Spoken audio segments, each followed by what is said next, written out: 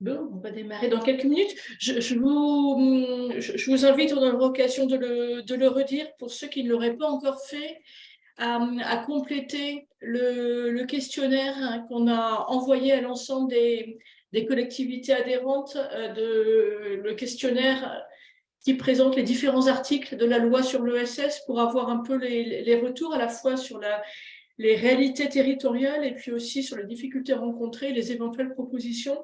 Donc, n'hésitez pas à compléter ce questionnaire, même si vous n'avez pas quelque chose à dire sur tous les articles et que tous les articles ne vous concernent pas, mais au moins ça nous permet d'avoir un retour le plus exhaustif possible des collectivités adhérentes pour mener le travail qui a été lancé il y a quelques semaines.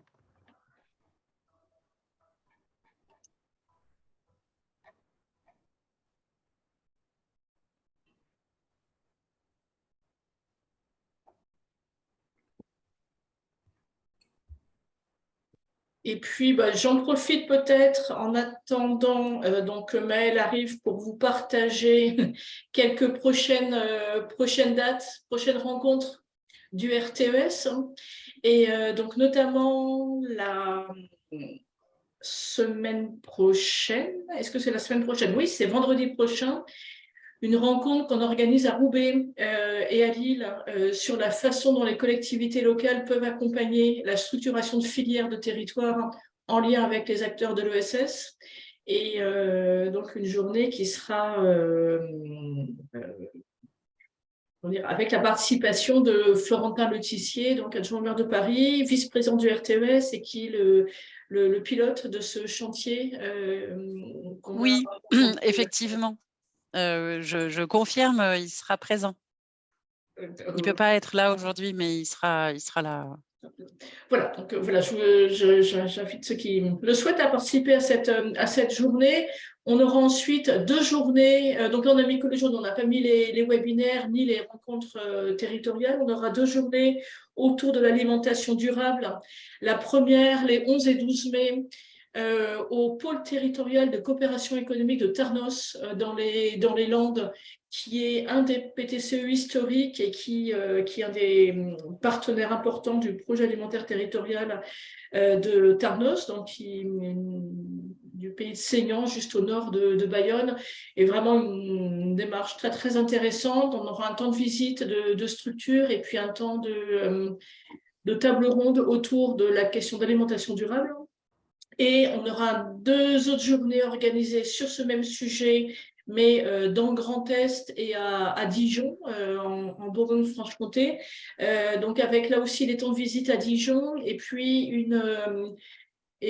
le lendemain, une journée axée autour des questions de sécurité sociale alimentaire et d'expérimentation autour de ce sujet de sécurité sociale alimentaire, donc les 13 et 14 juin à Dijon et à Langres. Et puis, donc l'Assemblée générale du RTES, donc on espère vous retrouver tous, qui a lieu donc le 6 et 7 juillet. On sera accueillis à Nantes dans 3 lieux, même 3 lieux assez emblématiques de l'économie sociale et solidaire à Nantes, donc aux Écosolis et puis au Grand Bain. Voilà, donc vous avez toutes les précisions sur ces journées, le programme et les liens pour vous inscrire sur le site du RTES. Pour le lien avec le questionnaire et je vois le lien.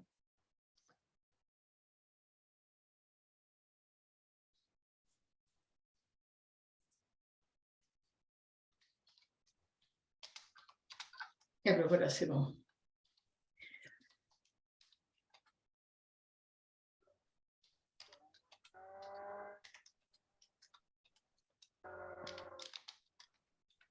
Et ben non, n'hésitez pas en attendant, donc Maëlle Copé qui devrait nous rejoindre si vous avez Alors, je suis là. Ah, tu es là, Maëlle. Ah, ok, parfait, excuse-moi.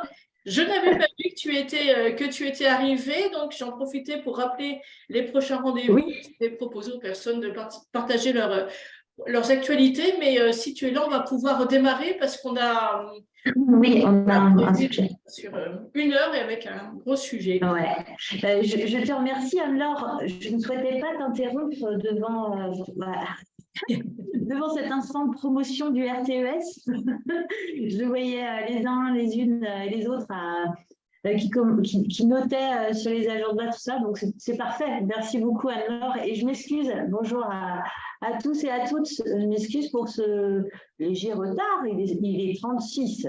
Donc, voilà. En tous les cas, merci de prendre du temps sur votre temps pour consacrer, on va dire, du jus de cerveau, de la réflexion sur ces questions d'évaluation de la loi sur l'économie sociale et solidaire. Je remercie Frédéric Huberguin, qui donc est président de FAIRE et qui également suit la commission Flash, enfin il va nous en parler sur cette question-là. Nous, on a, c'est ce que vous disiez Anne-Laure, et ce qu'elle a mis dans le chat, c'est un lien vers un questionnaire qu'on a commencé à diffuser aux adhérents du RTES pour, on va dire, collecter les attentes ou les remarques, en tout cas les enjeux que peuvent déterminer les collectivités qui s'engagent pour l'économie sociale et solidaire. Et donc l'idée, c'était que les premiers retours qu'on a eus, c'était qu'on avait besoin de croiser un peu les choses autour du travail que mène Frédéric avec les membres de la commission pour rendre peut-être nos questions un peu plus concrètes et que vous compreniez un peu dans quel contexte vous allez vous exprimer sur ce sujet-là et comment nous, en fait, on peut apporter en tant que réseau de collectivités une contribution, j'allais dire à la fois constructive, mais aussi précise sur les enjeux qu'on souhaite faire bouger dans les parce qu'en fait, l'idée, Frédéric, je dévoile un peu les choses, c'est qu'on a cette évaluation, mais que derrière, on pousse un peu sur une nouvelle loi, quoi. Voilà. Donc, j'annonce déjà la conclusion du truc avant que le travail soit mené. Mais en tout cas, c'est l'espoir que moi, je mets dans ce travail-là aussi, c'est que derrière, toute l'évaluation, elle puisse se transformer de manière, cette contribution de manière plus opérationnelle dans les aspects de loi et réglementaire. Frédéric, je te passe la parole. Merci.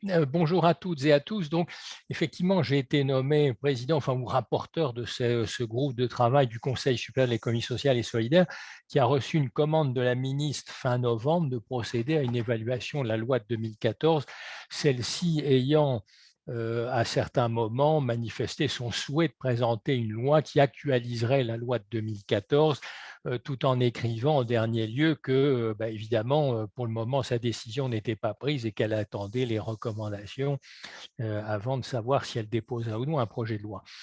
Alors, en 2 mots, donc, on a un rythme de travail très soutenu parce qu'on doit terminer nos travaux fin avril, donc on se réunit toutes les semaines le vendredi après-midi à 2 heures. On a un rapporteur qui présente les quelques articles inscrits du loup, puis il y a un débat et donc Anne-Laure est une fidèle participante à ce travail et je la remercie aussi pour ses contributions parce qu'elle est une des rares à bien connaître les collectivités territoriales et à porter leurs préoccupations. Alors, nous interrogeons donc, en évaluant la loi, on revoit quels étaient ses objectifs, donc en regardant notamment l'étude d'impact qui l'a accompagnée, article par article. Nous nous demandons si ces articles ont bien été mis en œuvre, si les textes d'application ont été pris, si on a les moyens de les appliquer. Et puis, comme on est chargé de faire des propositions, on se demande s'il y a des choses que la loi de 2014 a ratées parce qu'on n'était pas conscient de leur importance à cette époque-là, parce que le contexte a changé, parce que des préoccupations nouvelles sont apparues. Donc, on a aussi des propositions pour compléter les dispositifs législatifs, réglementaires ou même les circulaires ou la doctrine d'action de l'administration quand il faut appliquer des articles comme cela. Alors, nous n'abordons pas les politiques publiques en considérant que nous n'avons pas à nous prononcer sur les politiques publiques en matière de SS. Et également, nous avons dit, ce n'est pas au Conseil supérieur de dire à la ministre s'il faut une loi ou non. Nous, on va faire toute une série de propositions pour compléter la loi, mais c'est la décision de la ministre et qu'elle prendra en fonction de nos recommandations.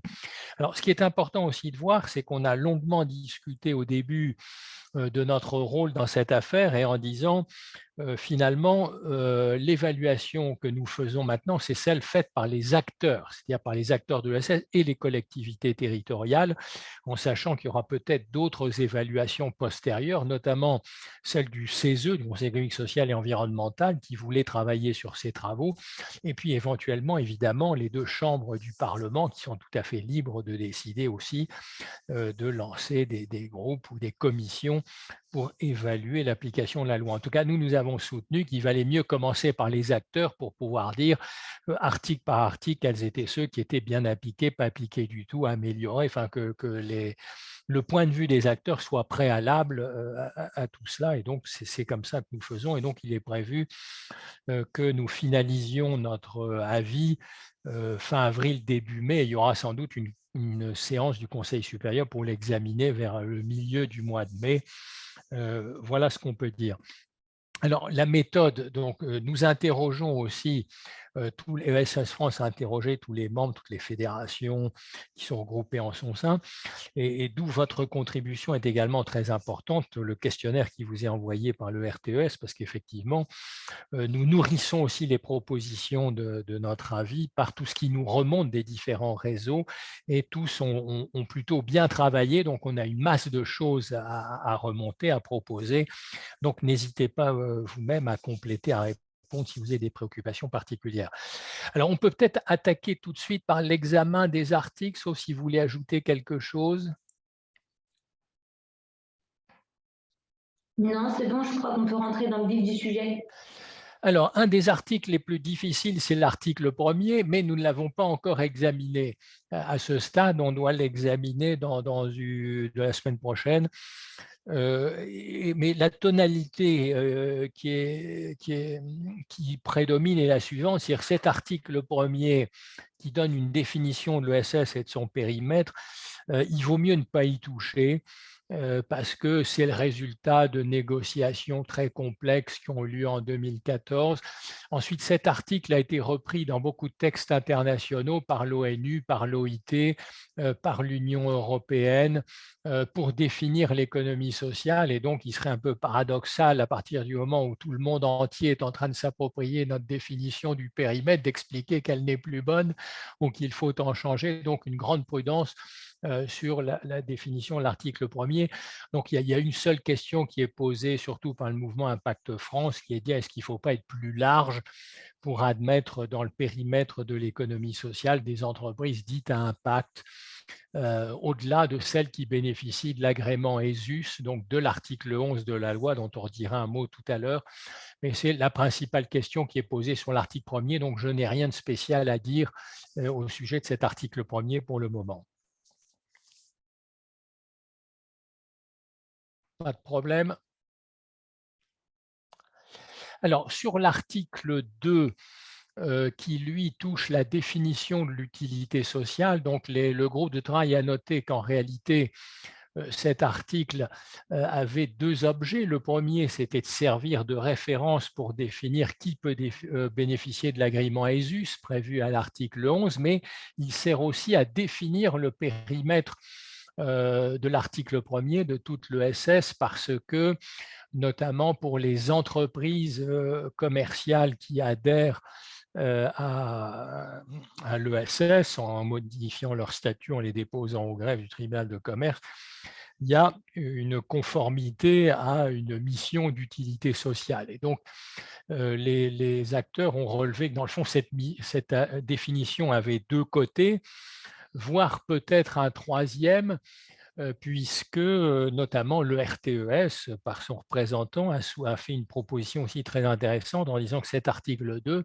pourrait devenir la référence pour fonder la compétence des collectivités territoriales, et en particulier des départements, qui est contesté depuis le vote de la loi NOTRe, en matière d'accompagnement de l'ESS et de maintien ou de recréation des solidarités territoriales.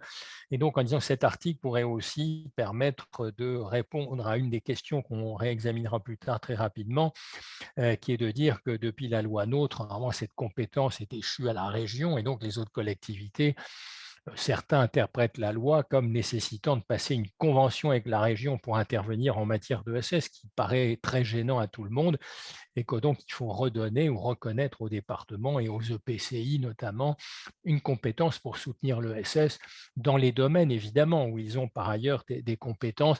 Donc voilà ce qui a été dit pour cet article. Alors, il y a un autre petit problème spécifique que je vous signale, c'est que l'utilité sociale est également mentionnée dans l'article qui concerne les SIC à l'article 19 quinquies de la loi de 47.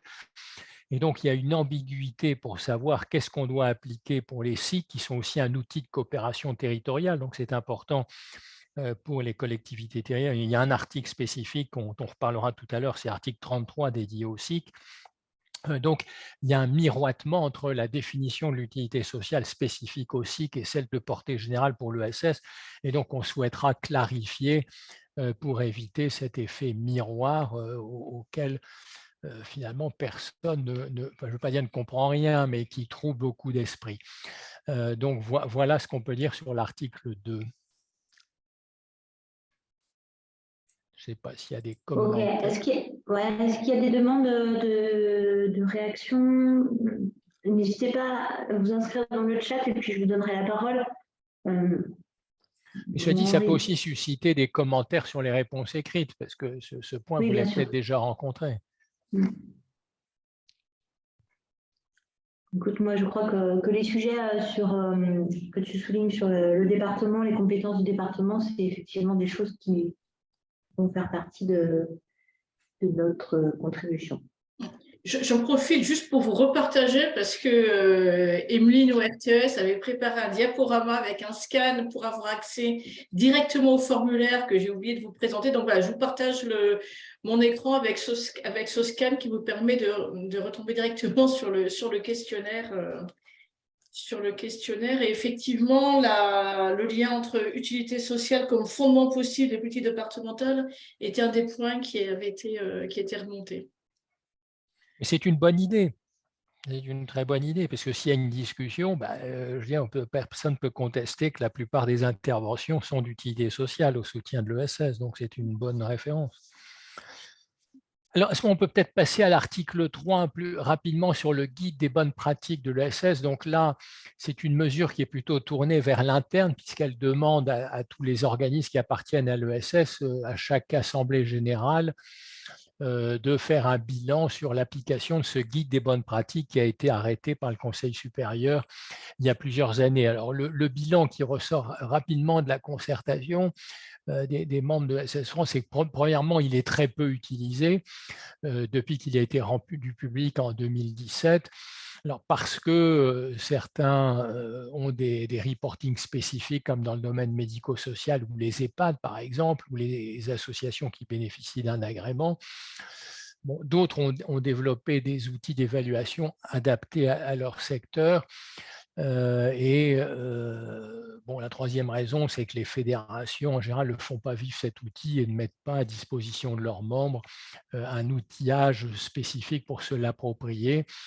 Et les pouvoirs publics non plus n'ont jamais rappelé leur attachement à ce guide des bonnes pratiques. Donc, ce qu'on conclut de tout ça, c'est que probablement, il faut refaire de la communication, de la publicité au bon sens du terme, de rappeler en termes de gouvernance démocratique, il est important que les organisations de l'ESS procèdent à cet examen parce qu'elles conditionnent aussi une démarche de progrès.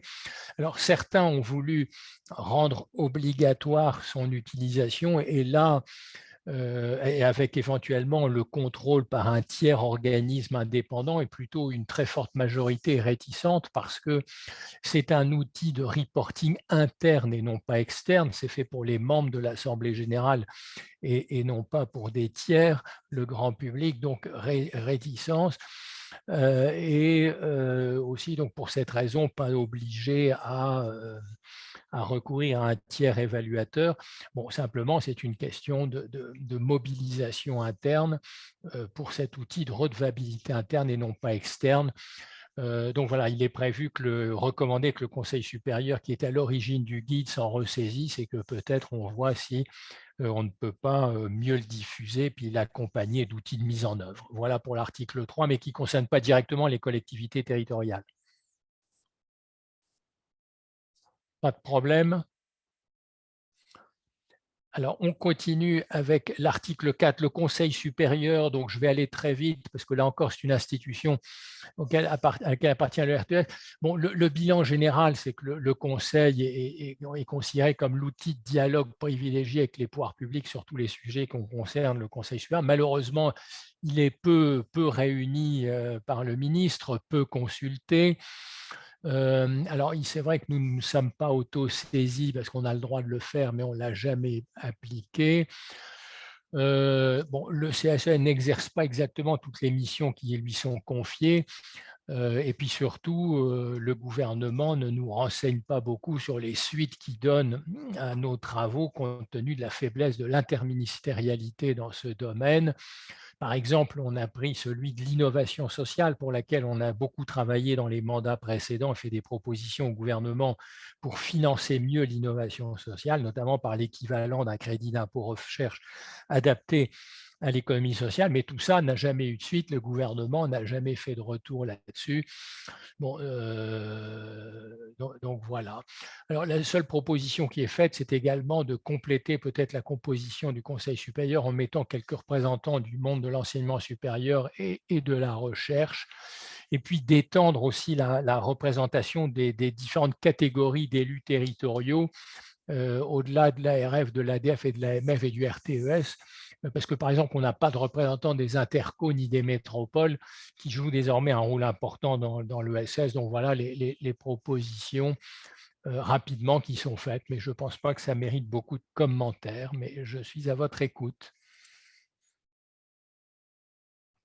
Moi, je voudrais juste partager avec toi, Frédéric, ce que tu viens l'analyse que tu viens de faire, parce que j'ai l'honneur de représenter le RTES dans cette commission, dans ce conseil supérieur, pardon. C'est vraiment, oui, un outil de dialogue avec les limites que tu as présentées. Moi, je m'interroge sur, du coup, compléter la composition de cette assemblée. Alors, pourquoi pas avec... on va se dire des choses avec la recherche, effectivement, on voit bien ce que ça vient compléter dans le panel existant. Après, sur l'ouverture sur des métropoles ou autres, moi j'estime qu'aujourd'hui, ça rajouterait, en tout cas, le RTES fait ce travail-là de fédérer les collectivités. Et voilà, je ne suis pas sûre que de rajouter encore des sièges autour de la table du Conseil supérieur ajoute de l'efficacité au Conseil supérieur, pour le dire de manière très concrète et très directe. Non, mais je prends note, très bien. Non, mais... à partir du moment où en France, on a la chance, je pense qu'on est le seul pays européen où on a un réseau de collectivités fédérées, engagées, vivant, dynamique depuis 20 ans. D'accord. Alors, peut-être rapidement sur l'article 5 ESS France. Bon, là encore, très rapidement, pour dire que tout le monde se félicite de sa création, de la fusion avec les CRES qui ont permis désormais de lier le territorial et le national et d'avoir des interlocuteurs sur tous les sujets, ce qui facilite le dialogue avec l'État et les collectivités territoriales. Donc ça, c'est plutôt bien. Donc, on dit là-dessus, il n'y a pas grand-chose à changer, sauf qu'il faut que l'État finance les missions d'intérêt général qu'il a données à ESS France et qui ne sont peut-être pas financées à bonne hauteur pour ces missions obligatoires. Voilà en résumé ce qui est dit. Alors, je peux peut-être passer tout de suite, parce que là, c'est beaucoup plus substantiel à ce qui est dit sur les CRES. Donc, il y a un long article. Frédéric ? Oui, pardon, allez-y. Allez-y, pardon. Bonjour, Non, Frédéric, finissez sur les crèches parce que c'est sur ce point-là d'ailleurs, entre autres. Donc, allez-y, finissez sur les crèches, j'interviendrai après. Merci. Bon, voilà. Parce que les crèches, donc c'est le gros morceau pour les institutions sur lequel il y a eu énormément de remontées. Donc, on cite le fait que, à la demande du secrétariat d'État, ESS France vient de remettre le fin février un rapport sur les crèches au service du développement de l'ESS, donc dont le Conseil supérieur va approprier toutes les recommandations et les propositions. Donc, on soulève plusieurs questions. Premièrement, il y a une question de modèle économique et de financement des crèches, en disant, dans le fond, l'État s'est désengagé et n'assure plus que 10% au mieux du financement des crèches. Ce financement a été relayé par la montée en puissance des EPCI. Les fonds européens sont à peu près au même niveau. Bon, donc, on a véritablement une question sur le financement et on se retourne vers l'État en disant l'État ne joue pas assez son rôle sur le financement des crèches. Alors, on a un deuxième sujet difficile, c'est sur l'établissement, la tenue et la mise à jour de la liste des entreprises de l'ESS qui renvoie aussi à un article qu'on verra plus loin sur le suivi statistique parce que les crèches ne sont pas centre de formalité des entreprises et on dépend des données qui nous viennent de l'INSEE, des CFE, des coopératives, de beaucoup de choses. Donc, il est très difficile de tenir à jour cette liste. Et elle est importante parce que c'est elle qui détermine ensuite toute une série de choses, mais pas seulement dans l'ordre des statistiques. Alors, parmi les compléments donc, qui sont proposés, c'est effectivement la fameuse mission accueil, information, orientation IAE qui est dans le rapport remis par ESS France qu'on soutient. Et c'est donc de renforcer les effectifs des crèches pour couvrir ensuite mieux tous les territoires concernés. Confier aux crèches des nouvelles missions de développement économique, notamment ce qui concerne le soutien des entreprises en difficulté, l'accès au foncier, la structuration et l'animation des clusters, le soutien de l'innovation. Ajouter aussi une mission d'ingénierie de coopération territoriale, parce qu'il y a d'autres articles qui portent sur la coopération territoriale et dont l'ingénierie est mal financée, donc de dire également les crèches sont plutôt bien placées là-dessus. Et puis pour terminer, une idée qui est de dire, qui avait été évoquée autrefois, c'était éventuellement de donner une sorte de statut consulaire aux crèches, même si à mon avis, nous n'avons pas la dimension, la taille critique des autres réseaux consulaires, mais ce serait de trouver une forme moderne, donner une garantie sur le niveau des ressources sans nécessairement avoir un statut de consularité, parce que beaucoup trouvent que le statut associatif reste une bonne chose. Donc voilà, en simplifiant tout ce que nous avons évoqué, qui sera détaillé évidemment dans le projet d'avis.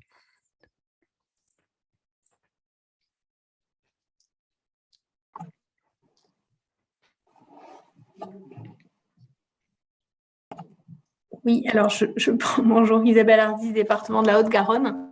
Je vais être très rapide parce que Frédéric, vous avez dit beaucoup de choses que je voulais soulever, donc on est parfaitement en phase.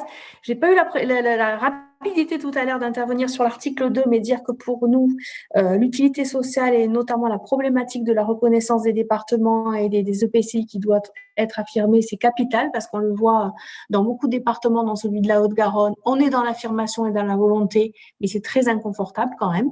Donc on a toujours, même si on intervient de façon volontariste, on a toujours le préfet en ligne de mire, on est dans la ligne de mire du préfet. Donc ça, c'est important. Et sur la crèche, je ne serai pas longue parce qu'effectivement, pour nous, les crèches régionales font un boulot formidable et sont vraiment des partenaires qui sont très importants et notamment, je vois en Haute-Garonne pour le département. Donc la question du financement est importante et cette question du statut, elle est importante aussi. Alors consulaire ou pas, c'est vrai que pour nous, il semblait que le statut de consulaire pouvait être une solution, mais si on trouve une solution plus souple, mais qui permette aussi aux crèches d'être reconnues en tant que telles, même nous, élus qui portons les politiques publiques de l'ESS, avoir et pouvoir avoir un partenaire qui soit reconnu, ça nous aiderait aussi.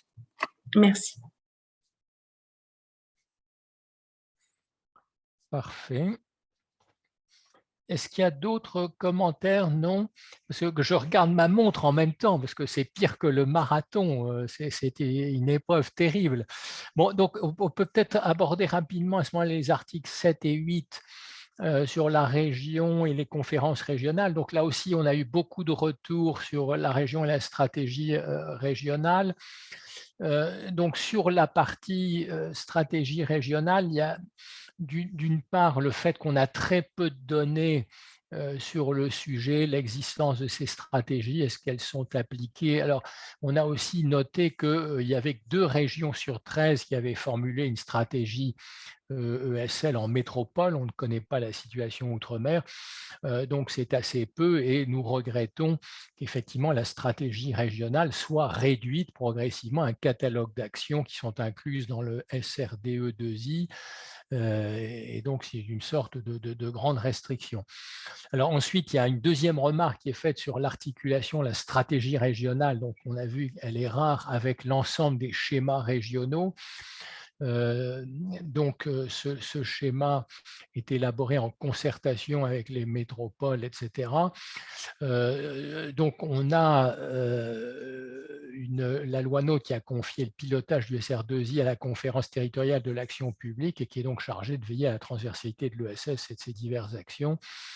Et donc la loi NOTRe a aussi confié le premier rôle aux régions en lien avec les métropoles, les EPCI à fiscalité propre, alors que les départements étaient également concernés autrefois. Donc on trouve aussi que la place des départements mériterait d'être mieux reconnue dans toute la concertation préalable. On en dira un mot avec les conférences régionales. Alors en ce qui concerne la contractualisation dans la mise en œuvre de la stratégie, donc là encore on n'a pas beaucoup de données. On sait qu'il y a beaucoup de contractualisation en ce qui concerne les aides aux entreprises et le financement de l'immobilier d'entreprise. À peu près la moitié des EPCI ont signé une convention à cet effet avec la région et 17% des métropoles. Alors, on sait par exemple, il y a la région Nouvelle-Aquitaine qui a signé aussi une convention avec le département de la Gironde et la métropole de Bordeaux pour définir des axes d'intervention partagés, mais en tout cas, on a plutôt le sentiment que la contractualisation est assez peu mise en œuvre et qu'elle est pour le moment essentiellement limitée aux aides aux entreprises et que donc on est assez en deçà probablement de ce qu'on avait en tête quand on a élaboré cet article en 2014. Donc, Frédéric, juste excuse-moi sur ce point avant de laisser la parole à Sandra. C'était donc un des points du questionnaire où on a eu donc plusieurs retours de collectivités sur leur lien sur la situation régionale, aussi bien au niveau de la conférence territoriale, du fait d'être associé à la construction de la conférence ou de contractualiser avec la région. Et donc là, on a déjà eu donc une vingtaine de regards de régions sur ce sujet. C'est un travail qu'on partage avec ESS France qui fait aujourd'hui donc un état des lieux de la mise en œuvre des conférences régionales de l'économie sociale et solidaire, donc essentiellement en interrogeant les CRES. Et donc, voilà, je redis l'importance de pouvoir partager vos retours sur le questionnaire, puisque c'est sur la base de ces éléments qu'on va pouvoir échanger avec ESS France, avec effectivement des situations selon les régions qui sont vraiment très, très différentes. Aussi bien sur la réalité de la conférence régionale, sur le contenu de la conférence, sur le partenariat avec la CRES, que sur le fait d'associer ou non les autres niveaux de collectivités locales. D'accord. Bon, donc, dans les propositions sur l'article 7, sur la stratégie régionale, donc on reprend la nécessité de clarifier le rôle des départements, des EPCI en matière de soutien à l'ESS, donc suite à la loi NOTRe, donc ça c'est un gros morceau. Alors sur la conférence régionale elle-même, donc effectivement les retours qu'on a eus jusqu'ici, c'est de montrer qu'en général, les conférences sont organisées, tout le monde en est content en disant que c'est un moment très important, fédérateur pour tous les acteurs régionaux qui se mobilisent, qui se retrouvent, qui discutent. On note là encore que l'État fournit un financement faible pour tout ça et que donc ce sont les régions qui prennent en charge l'essentiel de l'organisation. Alors, il y a une petite plainte sur l'idée aussi que la loi n'est pas très précise sur la concertation préalable à l'organisation, puisqu'on donne la prérogative aux régions sans préciser très précisément qu'il y a une sorte de concertation obligatoire préalable, mais sans dire avec qui. Donc on dit que ça mériterait aussi de donner lieu à une démarche plutôt de co-construction avec les acteurs que d'initiatives essentiellement faites par les autorités régionales. On déplore aussi qu'il n'y ait pas de suivi, c'est-à-dire qu'il n'y a pas de suivi des orientations décidées ou des propositions adoptées, donc en disant il faudrait qu'il y ait 1 ou 2 réunions par an pour régulièrement examiner entre État, région, département, EPCI, CRES, où on en est dans l'application des décisions des conférences régionales. Donc, on a une série de propositions pour clarifier tout ça, sans réécrire l'article, mais on peut simplement aussi dire que la conférence régionale devrait être préparée et organisée par l'État et les régions en co-construction avec les acteurs de l'ESS pour qu'elle soit mieux préparée, mieux appropriée et mieux suivie. Donc voilà, en résumé rapidement, ce qu'on va dire aussi sur les conférences régionales et que vous compléterez très utilement. Ok, merci Frédéric. Sandra, tu avais levé la main à un moment donné. Est-ce que tu souhaites intervenir? Sandra, des mains de Strasbourg, pardon. Oui, je veux bien. Alors finalement, Frédéric a dit ce que je souhaitais dire. Peut-être juste ajouter, bien faire le lien entre conférence régionale et SRDE2I. Oui. Voilà, parce qu'il n'est pas toujours spécifiquement fait. Et je pense qu'il est vraiment nécessaire parce qu'on ne peut pas dire qu'on fait de la co-construction dans la conférence régionale de l'ESS et que derrière, ça ne se traduise pas directement, au moins en partie, dans le SRDE2I. Donc, je pense que ce lien-là, il est important. Et puis, il y a peut-être aussi tout simplement un aspect de pédagogie à faire et puis peut-être de s'enrichir des bonnes pratiques qui ont été faites ailleurs. Voilà ce que je voulais ajouter. Merci. D'accord. Donc, on peut peut-être passer au point, l'article 9 sur les PTCE. Donc là aussi, c'est un article très lourd et très, très substantiel, puisque l'étude d'impact la haute 2014 est assez léger sur les PTCE. Donc, il n'y a pas de… l'existence d'une définition légale des PTCE a été jugée importante et éclairante quant au mode de gouvernance retenu par chacun d'eux. Donc, il y a une reconnaissance également de l'importance de cette définition légale qui était indispensable pour protéger ces réalisations d'un changement de politique qui a eu lieu, par exemple, dans l'ESS. Donc, le fait que tout ça soit dans la loi donne aussi des garanties de pérennité, aussi pour les CRES qui les soutiennent et qui sont associés à leur animation. Alors, en ce qui concerne les propositions de compléments ou de modifications à apporter, il y a une contestation sur le point suivant, c'est qu'au départ, les PTCE ont été portés par les réseaux de l'ESS et à suite d'appels à manifestation d'intérêt ou à projet. Donc, on dit ça, c'est une époque révolue. Donc, maintenant, il conviendrait d'abroger le grand 2 de l'article et dire que c'est aussi des initiatives territoriales et il n'y a plus besoin de passer peut-être par des appels à projets, une sélection par l'État pour créer des PTCE.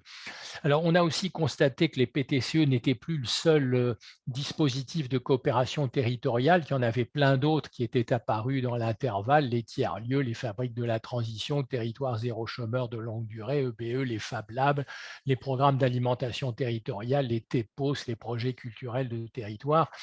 Donc en se disant qu'il y a aussi probablement nécessité de donner une visibilité d'ensemble à tous ces dispositifs de coopération territoriale où il y a des seuls PTCE et puis d'essayer de mesurer un peu mieux les résultats de ces coopérations du point de vue de tous les acteurs concernés. Donc, il faudrait élargir le périmètre de cet article à l'ensemble de ces dispositifs pour avoir une vision d'ensemble que l'on n'a pas aujourd'hui. Alors, par ailleurs, on constate que leur financement est toujours précaire, donc il y a aussi un effort financier à faire, même si le financement doit d'abord reposer sur les acteurs des territoires. Enfin, l'État pourrait aussi soutenir un peu plus ces réalisations, au moins dans les premières années, pour l'ingénierie qui n'est pas bien financée.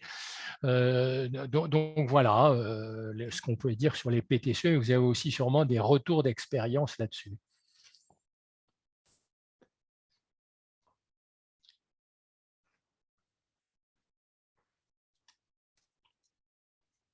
Non. Je suis un peu étonnée qu'il n'y ait pas de réaction sur les PTCE. Je vous laisse prendre la parole. Sincèrement, n'hésitez pas.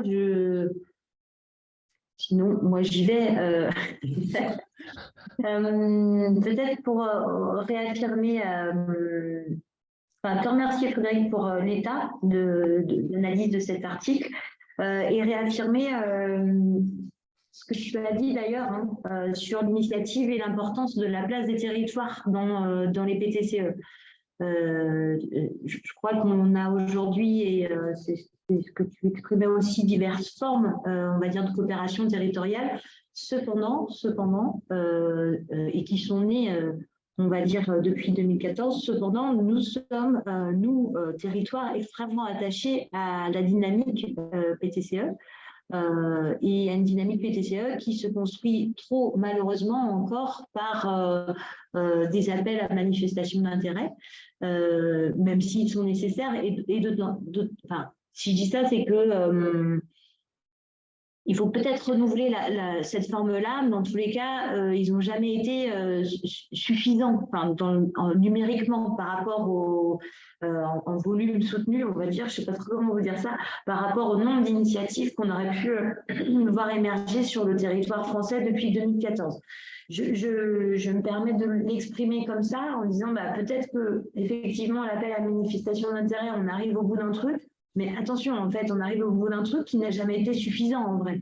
Donc voilà, je tiens à redire que nous, les territoires, on souhaite voir toujours plus de coopération territoriale, de co-construction sous diverses formes et qui sont aujourd'hui peu soutenues ou pas soutenues au juste niveau, en tous les cas, de ce qui peuvent produire un impact positif sur nos territoires.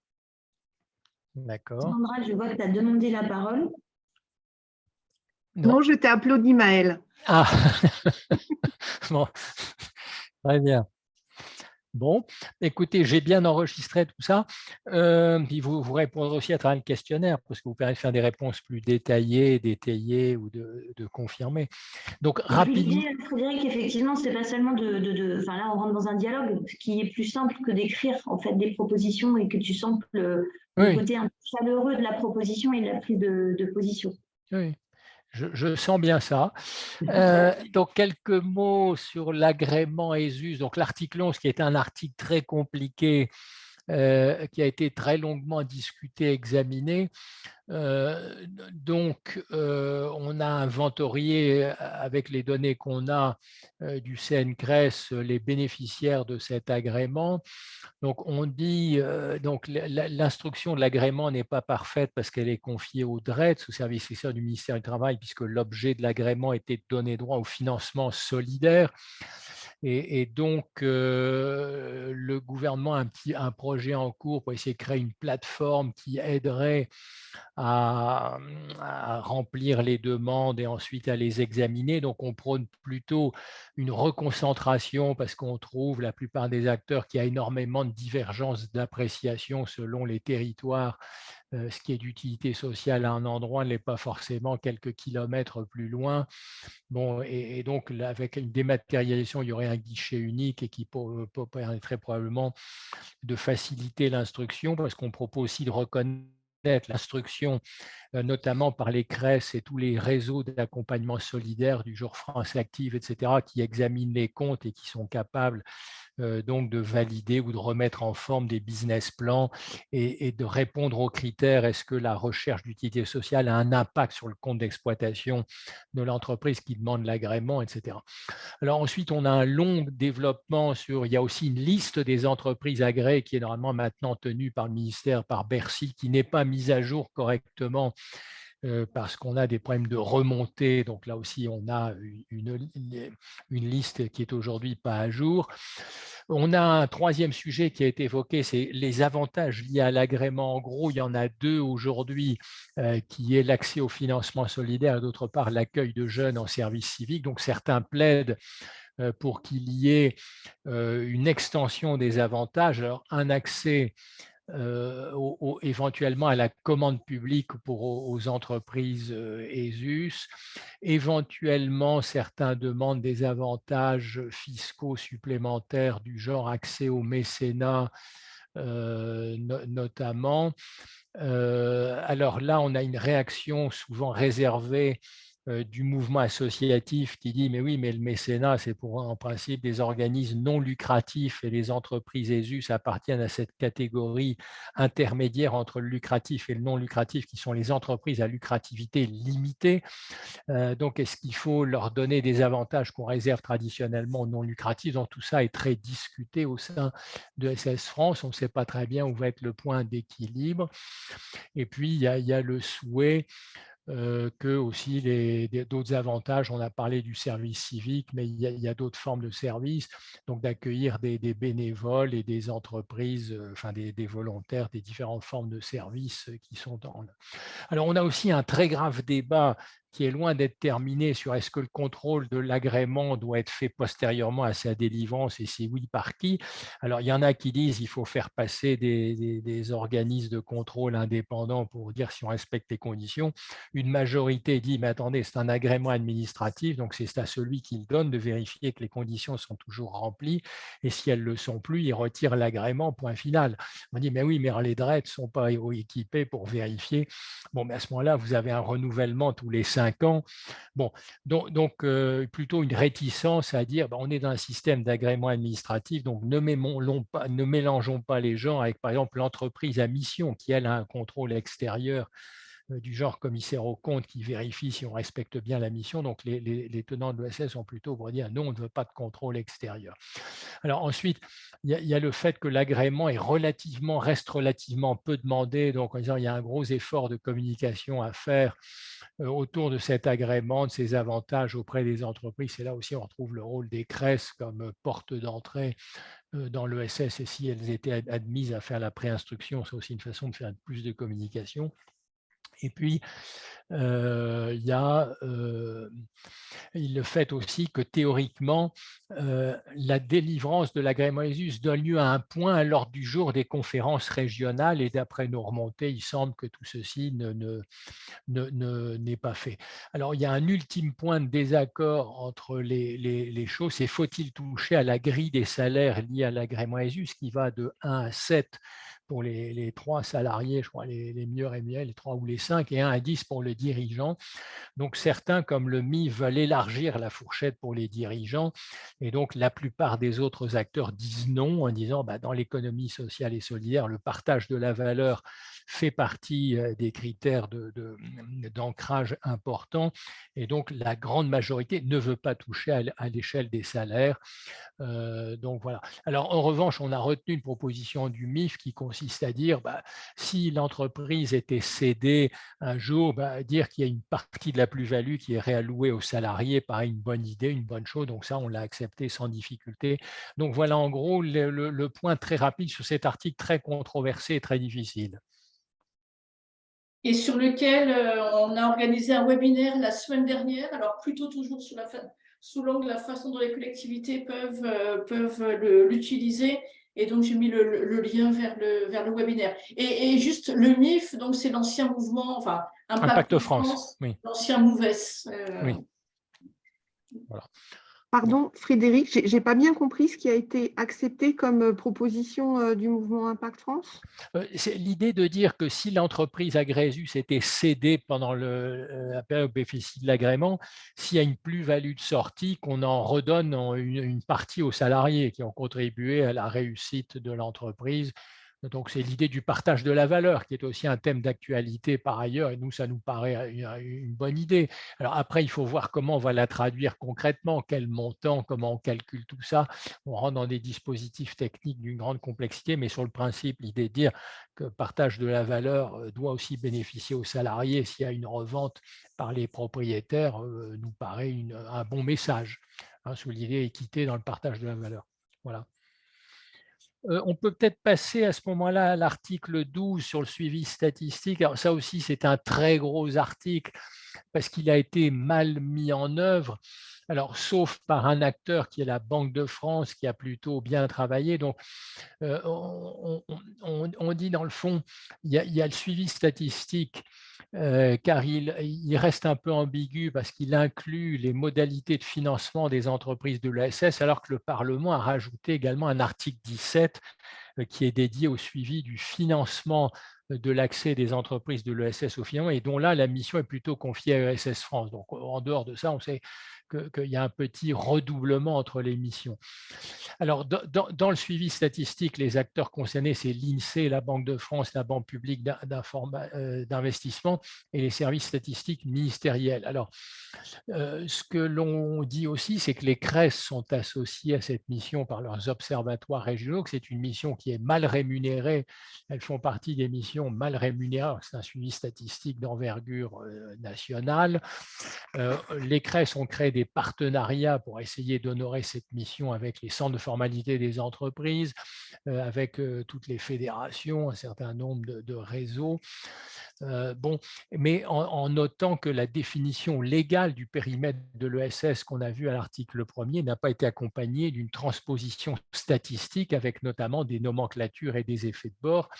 Et donc, il reste très difficile de bien délimiter le périmètre de l'ESS quand on est en face d'une mission statistique. Donc, les CRES se plaignent de tout ça et que leurs observatoires, qu'ils soient régionaux ou nationaux, dans le fond, ont peu de moyens pour le faire. Il y a une définition un peu floue. Elles achètent beaucoup de données à l'INSEE sur leur propre crédit, prennent en charge le développement des systèmes d'information nécessaires. Donc, en disant tout ça est une charge, dans le fond, assez lourde, mal financée et puis mal documentée. Donc, on ne nous aide pas beaucoup à la remplir parce qu'on n'a pas les définitions et les nomenclatures qui vont avec.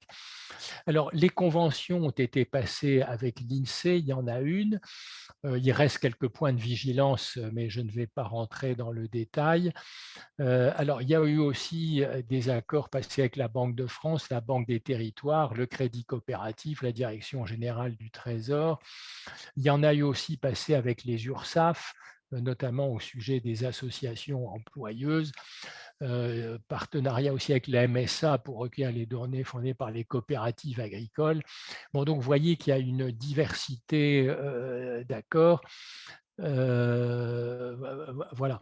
Donc, dans le résumé de tout ça, c'est de dire que ça ne marche pas très bien et que notamment il y a un acteur qui a été très en retard, c'est la BPI, qui ne fournit qu'à la direction du Trésor et on n'a jamais vu le retour sur les statistiques de la BPI. Alors on peut dire que ce n'est pas grave parce qu'elle finance très peu l'ESS. Bon, donc c'est une mission qui est mal assumée et donc dans les propositions, on va demander de clarifier tout ça, les définitions statistiques, de refaire peut-être une mission parlementaire sur le rôle de la BPI qui est assez décevant vis-à-vis de l'ESS, et puis de mieux suivre les créations d'entreprises dans l'ESS avec des nouvelles nomenclatures. Aujourd'hui, l'organisme qui assure la centralisation vient de refuser, par exemple, de prendre en compte les caractéristiques juridiques des coopératives. Donc, on ne distingue pas dans les coopératives selon leur forme sociale, ce qui est évidemment gênant. Les données restent très éclatées. Bon, et donc, voilà, une mission mal assumée avec beaucoup de difficultés. Donc, on fera toute une série de recommandations pratiques. Donc, un bilan qui n'est pas très favorable, en disant l'État n'a jamais donné l'importance qu'il devait à l'importance de cette fonction statistique qui est pourtant nécessaire pour qu'on puisse agir tous en connaissance de cause. Voilà.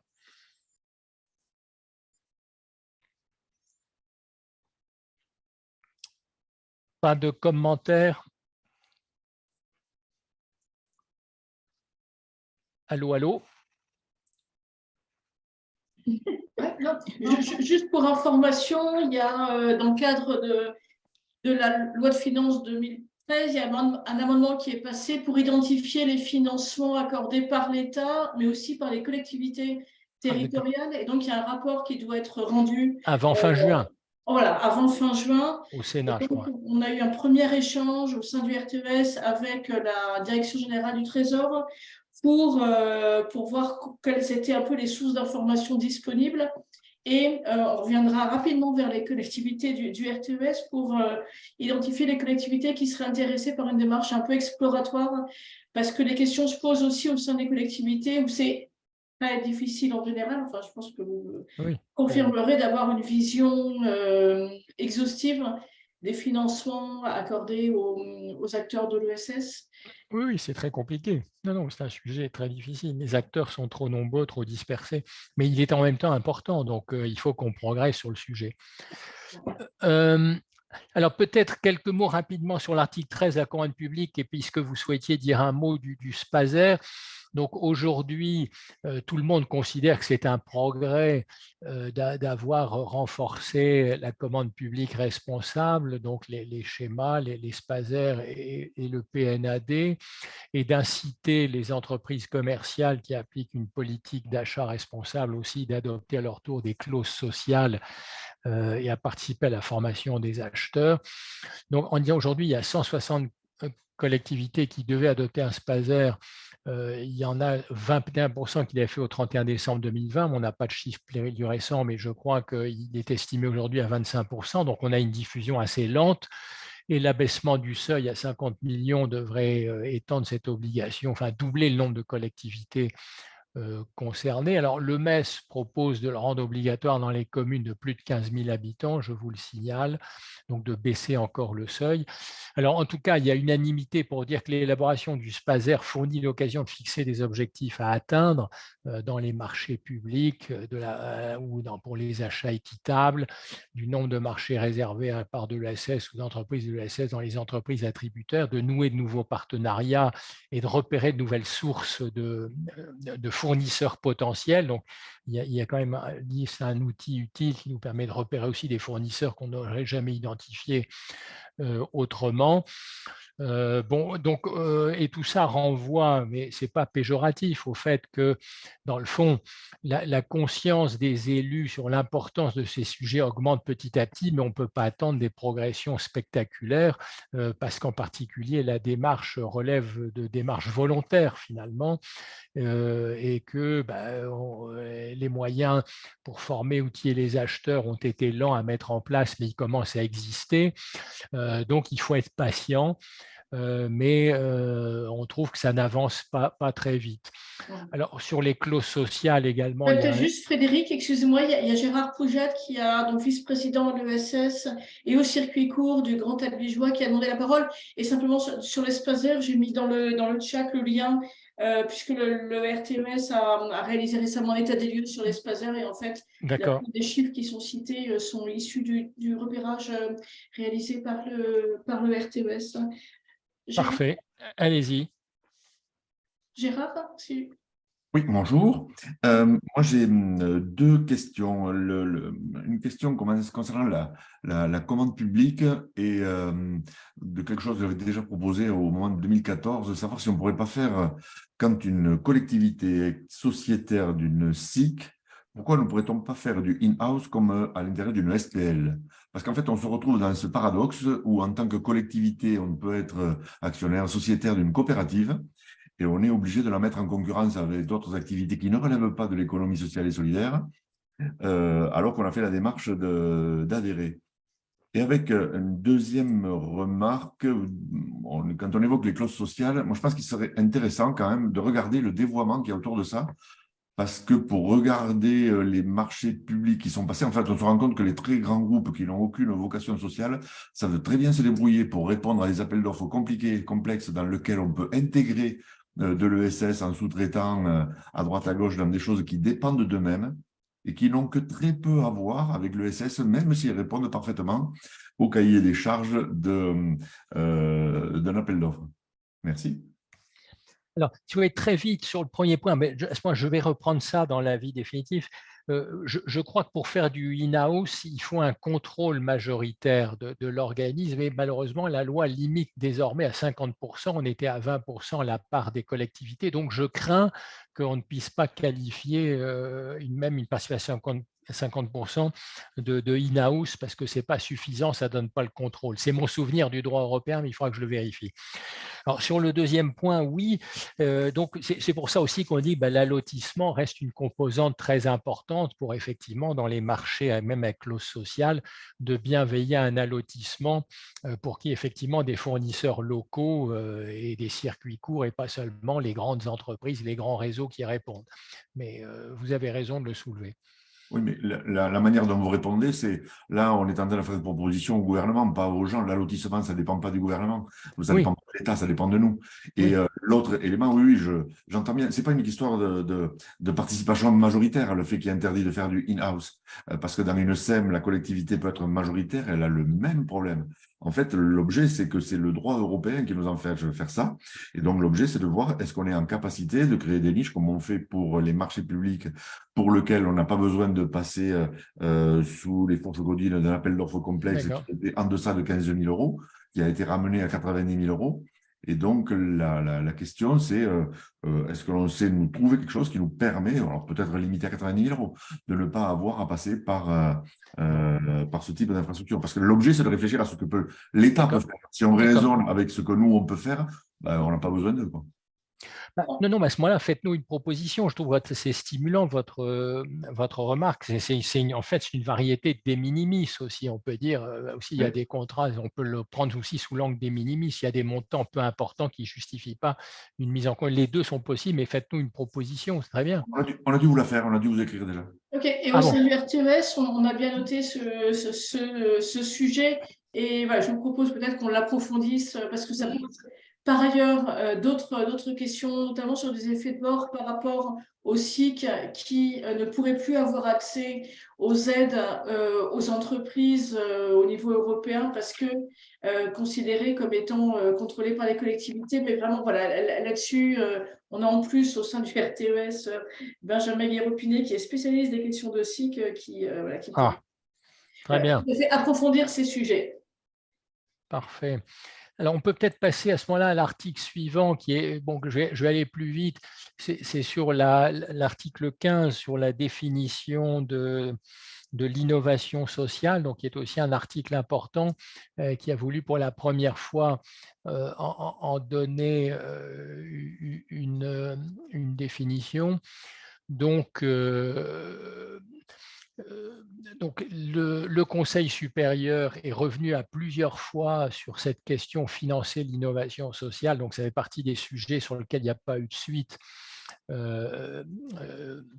donnée par le gouvernement sur l'équivalent du crédit impôt recherche. Par ailleurs, le Conseil supérieur avait adopté des orientations qui permettaient de caractériser ce qu'était une activité ou un projet social innovant.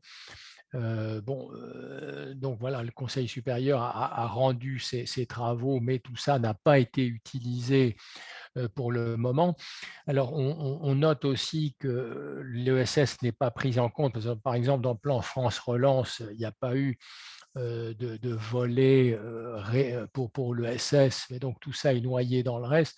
Donc, autrement dit, on est sur l'innovation sociale, ça reste une préoccupation qui est très basse dans les hiérarchies du gouvernement et on est un peu orphelin là-dessus. Alors donc dans les propositions, on dit qu'il faudrait compléter la définition de l'innovation sociale qui ne concerne que les entreprises et la rendre plus opérationnelle, et on devrait la compléter pour évoquer l'implication des collectivités territoriales, des acteurs publics, des associations citoyennes et des organismes de recherche, car l'innovation sociale résulte aujourd'hui beaucoup plus souvent d'une co-construction entre plusieurs de ces acteurs que d'une initiative purement entrepreneuriale.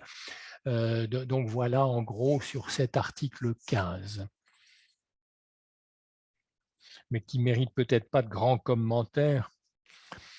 Alors, je peux peut-être passer tout de suite à l'article 16, qui est lui beaucoup plus important sur les monnaies locales. Donc, on a reçu aussi le représentant du mouvement SOL, qui regroupe toutes les nombreuses initiatives de monnaie locale. Donc, on a toute une série d'analyses et de propositions. Je vais me concentrer sur une seule qui vous concerne directement, mais que vous connaissez peut-être déjà, qui est de faciliter l'usage des monnaies locales complémentaires par les collectivités territoriales, et en disant qu'il faut faciliter cet usage par les collectivités locales qui en sont empêchées parce qu'elles ont le dépôt obligatoire de leurs fonds au Trésor. Donc, il faut déroger à nouveau au plan législatif pour permettre aux collectivités d'utiliser directement les monnaies locales, par exemple pour faire payer les cantines, éventuellement pour verser une partie du salaire à certains salariés, pour payer certains fournisseurs directement. Bon, voilà. Et puis mettre à jour un arrêté de 2000 2012 qui liste de manière limitative les moyens de paiement qui sont acceptés pour acquitter les dépenses publiques. Voilà. Alors, par ailleurs, on a un deuxième sujet qui vous intéresse, ça consiste à dire que les monnaies locales restent aujourd'hui confidentielles et très peu utilisées, qu'elles ont donc un pas en avant pour changer d'échelle, et c'est important parce que ça favorise les circuits courts et l'approvisionnement local. Donc, avec le passage à la monnaie électronique, donc là, on a commencé aussi à chiffrer les montants financiers à mobiliser, donc quelques millions d'euros sur la période 2024-2028 pour financer l'ingénierie et les postes clés nécessaires au changement d'échelle. On a bien repéré les acteurs et tout ça devra aussi s'accompagner de mesures de formation et d'information. Et là aussi, les collectivités territoriales auront un rôle à jouer pour former mieux les acheteurs, quelques élus et encourager l'utilisation des monnaies locales par les citoyens quand tous ces obstacles législatifs et réglementaires auront été surmontés et qu'on sera en train de passer à l'électronique pour ces monnaies parce qu'on considère qu'il y a un potentiel important pour relocaliser les fournisseurs et l'emploi local, l'agriculture locale, le bio, etc. Vous connaissez ça par cœur. Voilà.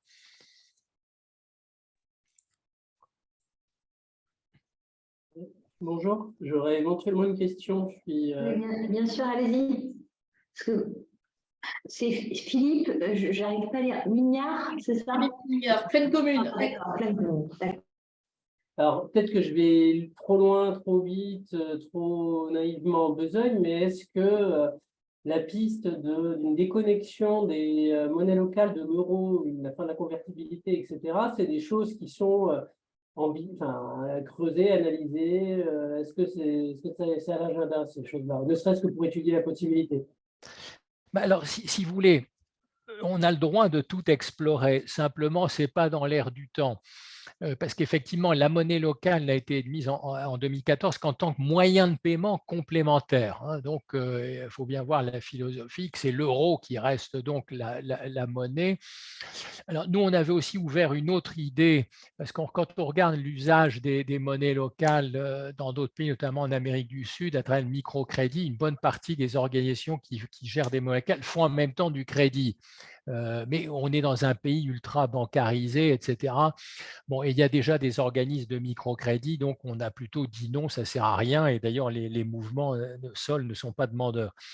En revanche, sur la déconnexion avec l'euro, si vous voulez, moi j'ai souvenir d'une conversation récente avec le gouverneur de la Banque de France qui dit, bon, les monnaies locales, c'est très bien, ça reste tout à fait marginal. Donc, sous-entendu, tant que c'est marginal, ça ne nous gêne pas. Si on expliquait demain qu'on allait déconnecter de l'euro, en faire aussi un produit avec des problèmes de taux de change, de convertibilité, je crois qu'on soulèverait l'hostilité de tout le monde. Donc moi, mon analyse, mais je peux me tromper, c'est qu'aujourd'hui, c'est lilliputien et que le grand combat qu'on doit mener, c'est de redonner une visibilité, d'en faire un outil de paiement courant électronique par les téléphones demain. Et là-dessus, les collectivités ont un rôle primordial, éduquer le public en disant quand vous utilisez une monnaie locale, vous achetez local, vous favorisez l'emploi local, les fournisseurs locaux. Et je crois que c'est ça le grand message et que si on dit on veut aussi transformer le rôle de ces monnaies, vous allez tuer le bébé avec l'eau du bain. Donc moi, je préfère qu'on le fasse grandir parce qu'il a des effets vertueux et puis on verra plus tard, quand on sera plus gros. Ok, voilà. Je vois différentes prises de parole, ça fait réagir, c'est chouette. Juste pour alimenter aussi le sujet, nous avons contribué avec le mouvement SOL à des propositions concrètes qui ont été faites dans le cadre d'un travail au Sénat. Je ne me souviens plus exactement le cadre. Mais bon. C'était une réunion, oui, organisée avec les membres du Conseil supérieur de l'ESS et des parlementaires. Voilà. Nous, l'idée qu'on a portée rejoint celle que tu décris un peu, Frédéric, c'est-à-dire qu'aujourd'hui, les collectivités sont en difficulté pour recevoir et dépenser des monnaies locales. Je donne un exemple concret aujourd'hui. Comment on peut verser tout ou partie d'une subvention en monnaie locale? Ça, par exemple, c'est compliqué à faire. Il faut créer des trucs de régie, de machin, c'est hyper dur. Et donc, on a besoin en fait aussi de travailler sur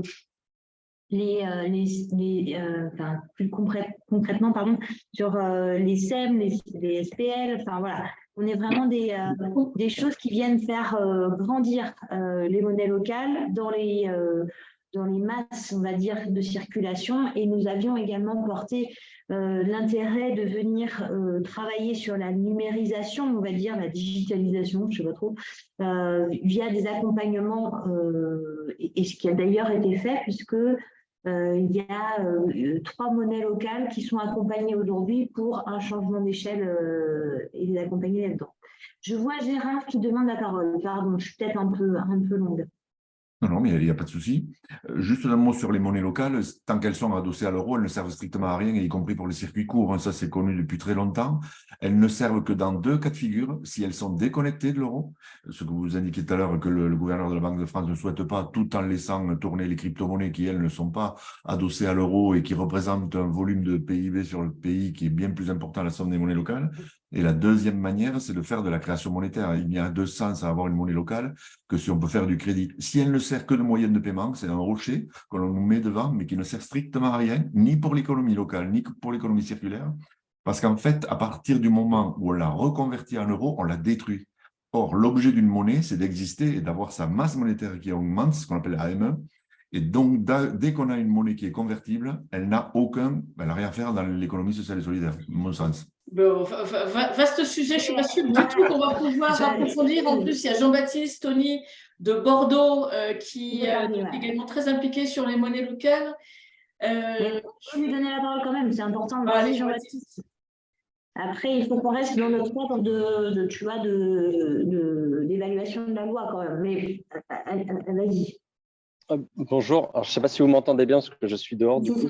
Alors moi je souscris totalement à ce qui a été dit par Frédéric en réponse. Alors déjà sur l'enjeu de permettre aux collectivités d'utiliser beaucoup plus facilement les monnaies locales. On est en plein dedans à Bordeaux et c'est très compliqué effectivement. Ça c'est une véritable…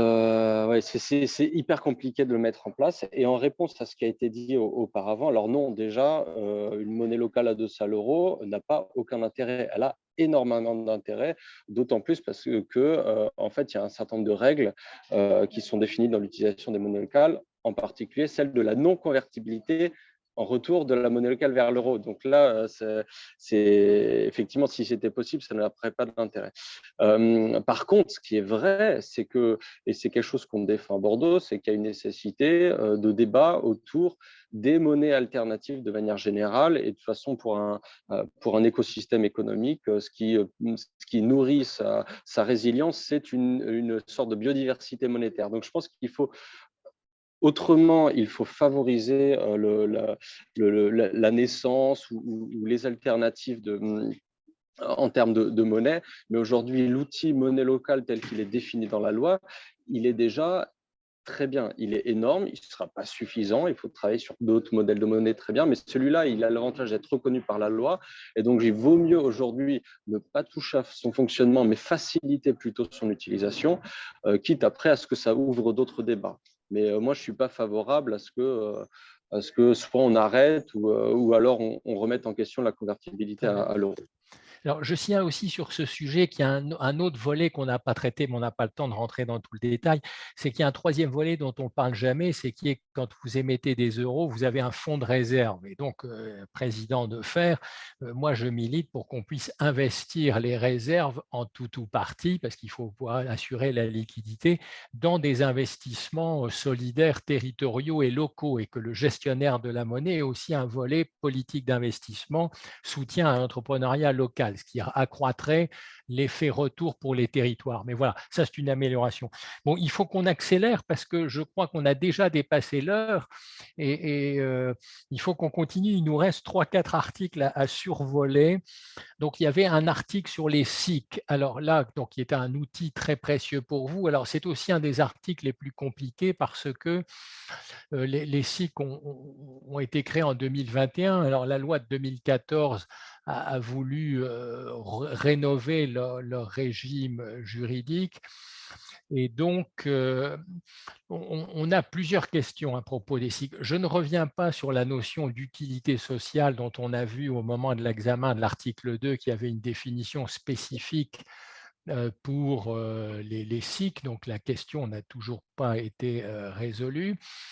Alors, on a aussi toute une série de propositions sur le financement des SIC, parce que aujourd'hui les SIC, par exemple, n'ont pas le droit de revaloriser leur part comme les autres coopératives. Donc, quand vous investissez dans une SIC, à la fin, vous perdez de l'argent. Donc, on a une proposition pour les autoriser à utiliser une réserve de réévaluation. Deuxièmement, les SIC aujourd'hui n'ont pas le droit, quand elles sont constituées sous forme de SAS, à émettre des titres participatifs. Donc, on demande aussi à ce que les SIC puissent émettre des titres participatifs, ce qui est le mode de financement le plus courant pour les coopératives. Et puis, on demande aussi de reconnaître la possibilité aux fondations et aux fonds de dotation de pouvoir subventionner des SIC agréés ESUS au titre du mécénat ou d'investir en capital ou en titre participatif ou en compte courant dans les SIC, au moins pour celles agréées ESUS, parce que ce n'est pas possible aujourd'hui. Alors, on a aussi 3 propositions à faire qui disent aujourd'hui les SIC ont de la difficulté à accueillir des bénévoles parce qu'on a là encore une ambiguïté juridique sur la possibilité pour une SIC de recourir au bénévolat. Idem pour le service civique, puisque depuis la loi Égalité et Citoyenneté de 2017, les SIC ont été écartés du droit à recevoir des volontaires du service civique parce qu'elles sont lucratives en définition de la loi. Et donc, on proposera de dire que quand elles décident de consacrer intégralement leurs réserves, enfin leur résultat est placé en réserve, à nouveau, il faut leur ouvrir le droit au service civique. Bon, idem pour le mécénat, puisque comme elles sont réputées lucratives par nature, elles n'ont pas le droit à bénéficier du mécénat, donc on voudrait aussi traiter cela. Alors, on a aussi toute une série de remarques en disant pas mal de SIC sont créés par transformation d'associations, mais on a des difficultés quand on transforme une SIC en coopérative parce qu'elles sont lucratives par nature, donc on perd le bénéfice de toute une série de choses, dont le mécénat, etc. Bon, donc on a toute une série de mesures aussi pour faciliter cette transformation. Donc on voit bien que le régime reste incomplet et imparfait. Et puis, on attendait aussi un décret d'application que vous connaissez bien de la loi 3DS sur la possibilité de subventionner des SIC par les collectivités territoriales. Ce décret n'est toujours pas sorti. Et aussi sur possibilité d'allouer des avances en compte courant d'associés aussi. Tout ça n'est toujours pas sorti. Donc, on a aussi ce problème à régler. Alors, sur les SIC, on a aussi des demandes de clarification, de clarifier la place des salariés, parce que quand un salarié est recruté, normalement, il doit devenir sociétaire, mais quid si finalement il ne devient pas sociétaire parce qu'il change d'avis, qu'est-ce qu'on en fait? Problème non résolu. Est-ce qu'aussi il faut qu'il soit représenté dans un collège spécifique? La loi est un peu ambiguë et donc il faut clarifier l'obligation ou non de créer un collège pour les salariés. Il y a aussi une proposition d'aligner le statut dirigeant des SIC sur celui des SCOP, parce qu'il y a un certain nombre de points sur lesquels le statut des SIC est moins attractif, moins intéressant, donc ça ne pose pas de problème, mais encore faut-il le faire. Donc, vous voyez que sur les SIC, il y a beaucoup d'améliorations à apporter parce que l'institution est encore jeune, mais on sait qu'elle est importante, notamment comme outil de coopération territoriale, donc il nous semble que toutes ces modifications vont dans le bon sens et qu'il faudra les faire. Voilà. Merci. C'est effectivement un chantier aussi important pour le RTES et sur lequel on a un travail en collaboration avec la CGSCOP, notamment par rapport à la question de l'application des collectivités dans les SIC et la question du statut de l'élu. Mais on aura l'occasion d'y revenir. Merci. Voilà. Il nous reste peut-être 10 minutes, oui, on est... maximum. Oui, ben donc très vite. Donc on a un article 59 sur la subvention. Donc là, l'enjeu, c'était à travers l'article 59 de réaffirmer la légitimité de la subvention comme outil d'intervention publique pour l'État et les collectivités territoriales. Donc en disant, donc cette définition légale de la subvention est importante, mais elle n'a pas permis d'enrayer le déclin relatif de la subvention. Alors, le paysage est différent selon les catégories de collectivités. Chez l'État, ça baisse. Les régions sont plutôt maintenues, les EPCI montent. Enfin, donc, il y a des analyses de Mme Tchernono qui sont très complètes là-dessus. Mais donc, on dit simplement il ne faut pas abandonner le combat, dire la subvention compte dans le financement de l'ESS. Et donc, mais on a aussi des propositions à faire en disant, par exemple, on a l'obligation de recourir à un commissaire aux comptes dès qu'on dépasse 153 000 € de subvention. C'est un seuil très bas puisque la loi Pacte a par exemple relevé à 8 millions de chiffre d'affaires le seuil qui rend obligatoire le commissariat aux comptes. Bon, donc on dit on est aussi un régime un peu plus dur que les autres acteurs économiques pour ceux qui ont des activités économiques. Alors, on a surtout un gros passage et qui est très discuté parce que les textes sont ambigus. Vous savez que à la fois la circulaire Valls de 2001 et puis la loi du 1er juillet 2021 à l'AERI sur le fait que les associations peuvent garder une partie de leur subvention est très mal mise en œuvre aujourd'hui par l'État et les collectivités territoriales parce que la législation reste diversement interprétée et donc les milieux associatifs est évidemment très sensible à ce point, c'est en disant quand on verse une subvention, s'il y a un excédent de subvention, qu'est-ce qu'on en fait à la fin? Est-ce qu'on dit la collectivité le reprend ou est-ce qu'on en laisse une partie par exemple, pour financer des investissements, pour renforcer les fonds propres qui garantissent la pérennité de l'association? Donc on dit on a besoin de critères un peu plus substantiels qu'une simple affirmation de principe pour aller plus loin. Donc voilà le gros enjeu de cet article dont on entendra parler dans les années qui viennent pour essayer d'obtenir une mise en œuvre raisonnable. Voilà. Je ne sais pas si ceci appelle des commentaires de votre part. A priori, non. Non. Bien, mais je pense qu'on est d'accord sur l'idée, le bien fondé, le tout, c'est d'essayer de le rendre opérationnel. Donc, le dernier article que vous souhaitiez, c'était, mais donc on est bien conscient de la question, il y aura des propositions. C'était l'article 94 sur la définition du commerce équitable. Oui. Donc là, on s'était posé une question, est-ce que le commerce équitable relève de l'ESS? La réponse est oui. Donc la définition, donc, nous trouvons, a eu un rôle très utile parce qu'elle a continué à évoluer avec la loi climat et résilience d'août 2021 qui promeut les modes de production responsables et respectueux de l'environnement et de la biodiversité. Donc, on a réinclus l'agroécologie et la protection de la biodiversité dans le cadre de cette forme de commerce équitable. Et surtout, on dit, dans le fond, cet article a eu un effet positif, c'est que ça a contribué au rayonnement international de l'ESS, puisque une partie de ces dispositions ont été reprises dans certains pays étrangers.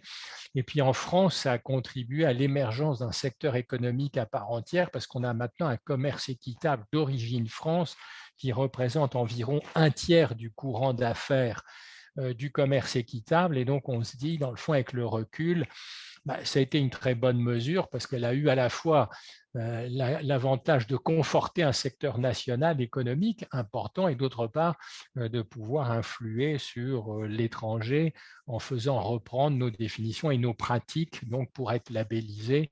Et donc les acteurs sont plutôt très contents de cet article, mais on serait content de recueillir l'avis des collectivités territoriales là-dessus. Alors, pour l'instant, les quelques retours qu'on a eus sur cet article précisément, c'est plutôt un article qui est assez peu utilisé, trop peu d'offres nord-nord en commerce équitable et difficulté à promouvoir et accompagner le développement. Voilà. D'accord, donc c'est plutôt en disant c'est pas assez utilisé. D'accord. Bon. Non, mais ça complète un peu le tableau, mais je trouve que c'est pas mal parce qu'en moins de 10 ans, on est passé de 0 à 30% du commerce équitable d'origine française, donc c'est pas mal. Alors, on pourrait faire mieux, mais ça veut dire qu'il y a une tendance à l'œuvre qui est intéressante. Voilà pour les articles que vous souhaitiez voir. Donc, on a un peu débordé, mais il faut dire que c'est un exercice très difficile d'examiner autant d'articles compliqués en si peu de temps. Mais je crois que ça doit donner envie à chacun de répondre sur tout ou partie des questions, parce qu'il y a des questions aussi, ben là, j'ai rien à dire, mais il y en a d'autres sûrement où vous avez des témoignages locaux, régionaux, départementaux à donner. Voilà. Bon, écoutez, Frédéric, c'est un grand merci que je vous fais parce que effectivement, c'était nécessaire qu'on ait votre analyse et le travail que vous faites de manière globale sur cette commission. Il est assez énorme et fantastique. Donc, un grand merci de consacrer autant de temps pour tout ça. Et puis, vous avez raison de le souligner, c'est que en fait, c'est vrai que si les collectivités qui nous écoutent à la suite de ce webinaire veulent continuer à contribuer, à réagir, surtout faites-le. Merci de le faire via le formulaire qu'on vous a mis dans le chat.